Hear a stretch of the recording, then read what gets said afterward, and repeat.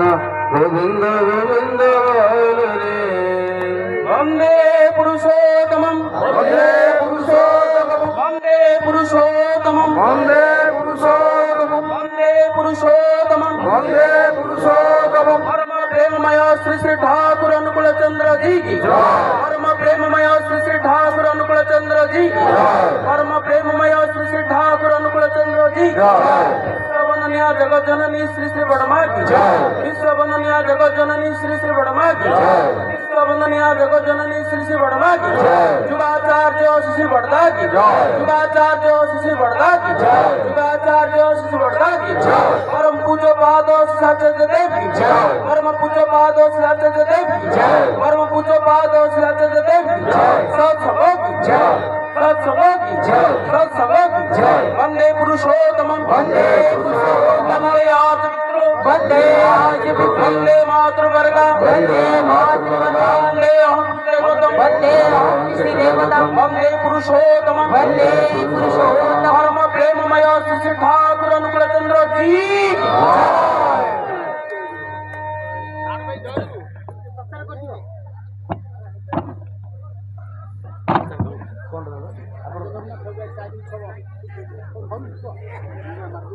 Bike ଯମୁନାରୁ ଆମର ଭାଇମାନେ ଆସିଛନ୍ତି ଫେବୃଆରୀ 4 ତାରିଖ ଆଉ ସମସ୍ତେ ଉପସ୍ଥିତ ରହିବା ପାଇଁ ବୋଲି ସେମାନେ ଅନୁରୋଧ କରୁଛନ୍ତି।